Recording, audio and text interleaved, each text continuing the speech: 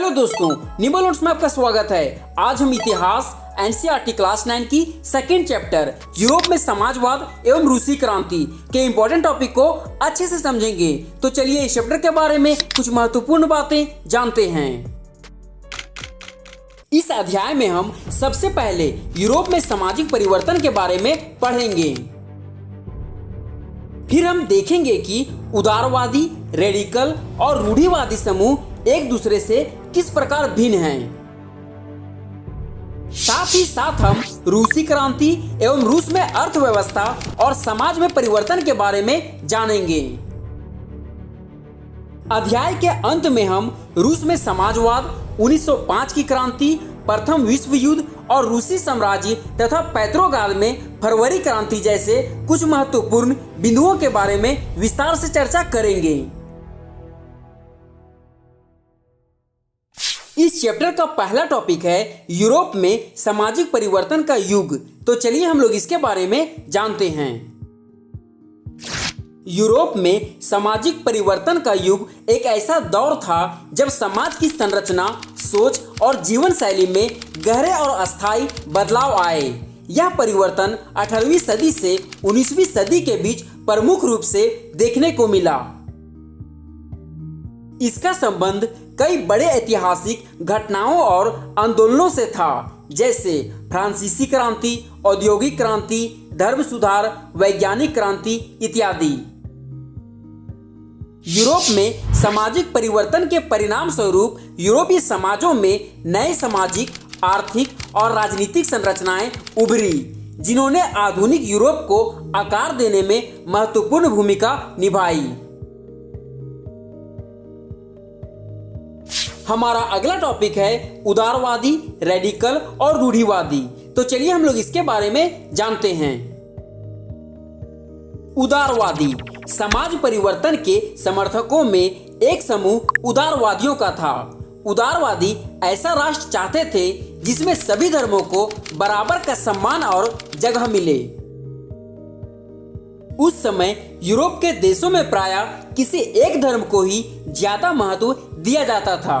उदारवादी समूह वंश आधारित शासकों के भी विरोधी थे। वे सरकार के समक्ष जनता के अधिकारों की रक्षा के पक्षधर थे। उनका कहना था कि सरकार को किसी के अधिकारों का हनन करने या उन्हें छीनने का अधिकार नहीं दिया जाना चाहिए। रेडिकल समूह के लोग ऐसी सरकार के पक्ष में थे जो देश की आबादी के बहुमत के समर्थन पर आधारित हो। इसमें से बहुत सारे लोग महिला मताधिकार आंदोलन के भी समर्थक थे। उदारवादियों के विपरीत ये लोग बड़े जमींदारों और संपन्न उद्योगपतियों को प्राप्त किसी भी तरह के विशेषाधिकारों के खिलाफ थे। वे निजी संपत्ति के विरोधी नहीं थे, लेकिन केवल कुछ लोगों के पास संकेंद्रण का विरोध जरूर करते थे। रूढ़िवादी समूह रेडिकल और उदारवादी दोनों के खिलाफ था, मगर फ्रांसीसी क्रांति के बाद तो रूढ़िवादी भी बदलाव की जरूरत को स्वीकार करने लगे थे। 18वीं शताब्दी में रूढ़िवादी आमतौर पर परिवर्तन के विचारों का विरोध करते थे, लेकिन 19वीं सदी तक आते आते वे भी मानने लगे थे कि कुछ परिवर्तन आवश्यक हो गया है, परंतु वह चाहते थे कि अतीत को पूरी तरह ठुकराया ना जाए और बदलाव की प्रक्रिया धीमी हो। हमारा अगला टॉपिक है औद्योगिक समाज और सामाजिक परिवर्तन। तो चलिए हम लोग इसके बारे में जानते हैं। औद्योगिक समाज और सामाजिक परिवर्तन का यह दौर गहन सामाजिक एवं आर्थिक बदलावों का था। यह ऐसा समय था जब नए शहर बस रहे थे, नए औद्योगिक क्षेत्र विकसित हो रहे थे, रेलवे का काफी विस्तार हो चुका था और औद्योगिक क्रांति संपन्न हो चुकी थी। औद्योगिकरण ने औरतों, आदमियों और बच्चों सबको कारखानों में लाकर खड़ा कर दिया। काम के घंटे बहुत लंबी होती थी और मजदूरी बहुत कम थी। बेरोजगारी आम समस्या थी।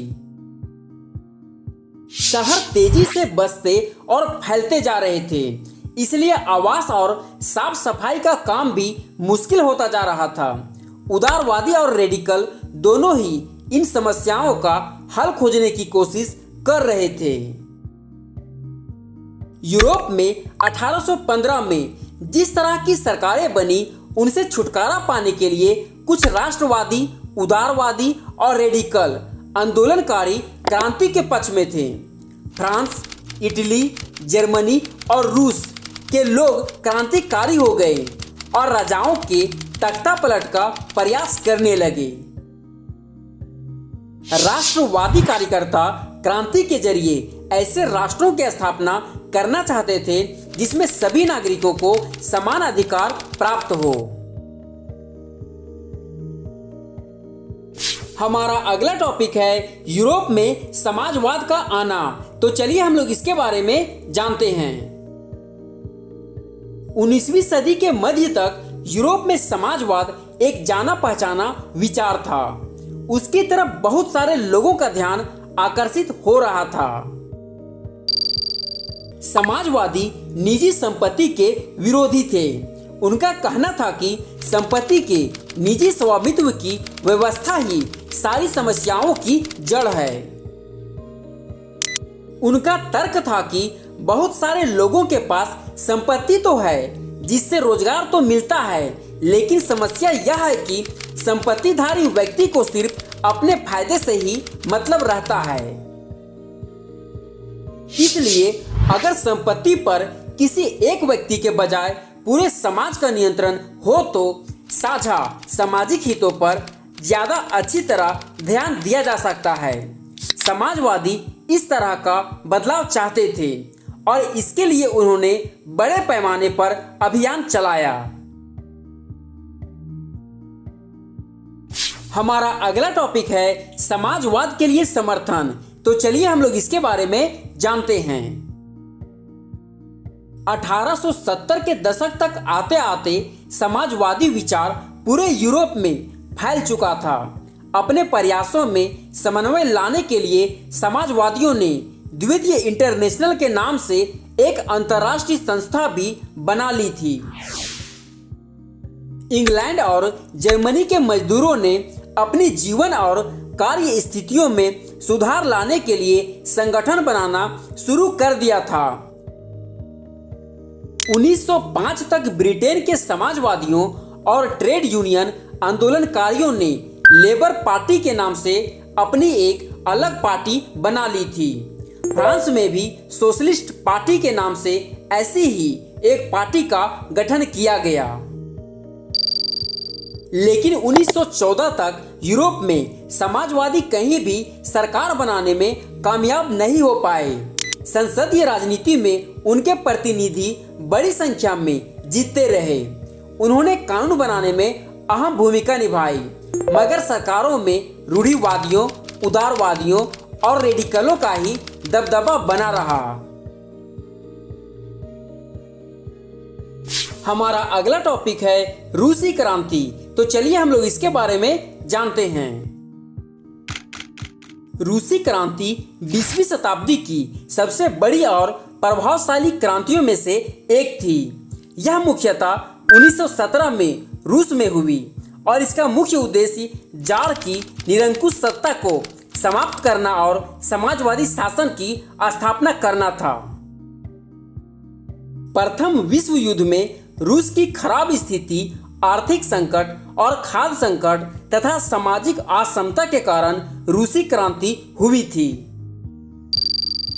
इसका परिणाम यह हुआ कि रूस में साम्यवादी शासन की स्थापना हुई। 1922 में सोवियत संघ का गठन हुआ और विश्व राजनीति पर दूरगामी प्रभाव पड़ा। रूसी क्रांति ने न केवल रूस बल्कि पूरी दुनिया की राजनीतिक और सामाजिक व्यवस्था को प्रभावित किया। हमारा अगला टॉपिक है रूसी साम्राज्य 1914। तो चलिए हम लोग इसके बारे में जानते हैं। 1914 में रूसी साम्राज्य एक विशाल और शक्तिशाली साम्राज्य था जो यूरोप, एशिया और आर्कटिक तक फैला हुआ था। यह दुनिया के सबसे बड़े साम्राज्यों में से एक था। निकोलस द्वितीय उस समय रूसी साम्राज्य का शासक था। रूसी साम्राज्य में 190 से अधिक जातीय समूह थे, जैसे रूसी, पोलिश, फिनिश, यूक्रेनी, आर्मेनियन, तातार, बाल्टिक लोग आदि। 1914 में रूस ने जर्मनी और ऑस्ट्रिया के खिलाफ युद्ध में प्रवेश किया। युद्ध से रूस को भारी नुकसान हुआ। बड़ी संख्या में सैनिकों की मौतें हुई, आर्थिक संकट आई और जनता में असंतोष फैला। यह असंतोष आगे चलकर 1917 की रूसी क्रांति का कारण बना। हमारा अगला टॉपिक है रूस में समाजवाद। तो चलिए हम लोग इसके बारे में जानते हैं। समाजवाद का मतलब होता है संपत्ति पर निजी अधिकार खत्म होना और उत्पादन के साधनों जैसे जमीन, कारखाना आदि पर सबका समान अधिकार होना। रूस में समाजवाद का इतिहास मुख्य रूप से सोवियत संघ के गठन और उसके पतन के साथ जुड़ा हुआ है। सोवियत संघ दुनिया का पहला समाजवादी राज्य था, जिसकी स्थापना व्लादिमीर लेनिन के नेतृत्व में हुई थी।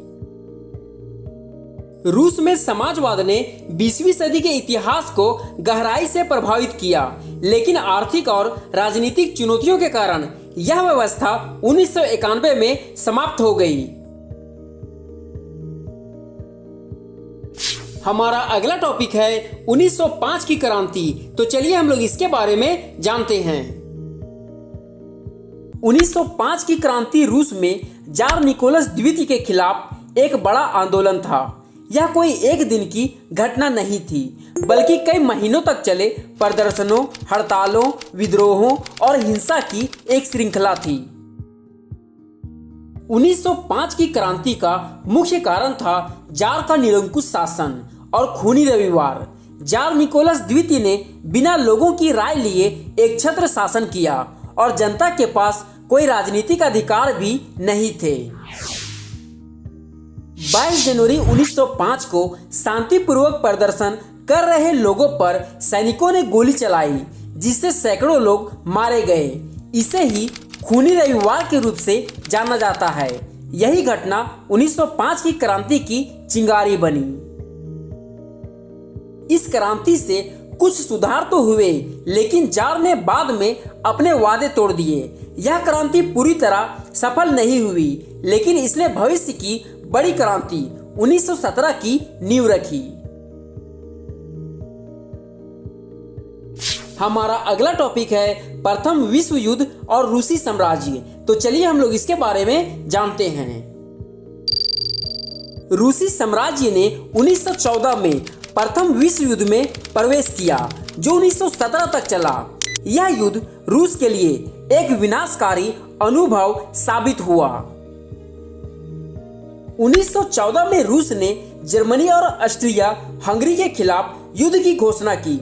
1915 में रूसी सेनाओं को भारी हार का सामना करना पड़ा तथा पोलैंड और अन्य क्षेत्रों से पीछे हटना पड़ा। 1916 में ब्रुसिलेव आक्रमण में कुछ सफलता मिली, लेकिन भारी जान माल की क्षति हुई और 1917 में युद्ध के दबाव ने रूसी क्रांति को जन्म दिया। इसका परिणाम यह हुआ कि प्रथम विश्व युद्ध ने रूसी साम्राज्य के पतन और सोवियत संघ के उदय में महत्वपूर्ण भूमिका निभाई। यह युद्ध रूस के लिए सामाजिक, आर्थिक और राजनीतिक उथल-पुथल का कारण बना। हमारा अगला टॉपिक है पेट्रोग्राद में फरवरी क्रांति। तो चलिए हम लोग इसके बारे में जानते हैं। फरवरी क्रांति रूस की दो बड़ी क्रांतियों में से पहली थी, जो 23 फरवरी 1917 में पेट्रोग्राद में हुई। यह क्रांति जार निकोलस द्वितीय की सत्ता के अंत और राजशाही पतन का कारण बनी। पेट्रोग्राद फरवरी क्रांति का मुख्य कारण था प्रथम विश्व युद्ध में रूस की बुरी हालत तथा भूख और महंगाई। 23 फरवरी 1917 को अंतर्राष्ट्रीय महिला दिवस के दिन महिलाएं और मजदूर रोटी और शांति की मांग को लेकर सड़कों पर उतर गए। जल्द ही हजारों लोग सड़कों पर उतर आए और रोटी दो युद्ध बंद करो का नारा लगाने लगे। फौज के कुछ सिपाही भी विद्रोही भीड़ में शामिल हो गए। इसका नतीजा यह हुआ कि 2 मार्च 1917 को जार निकोलस द्वितीय को गद्दी छोड़नी पड़ी और राजशाही का अंत हो गया।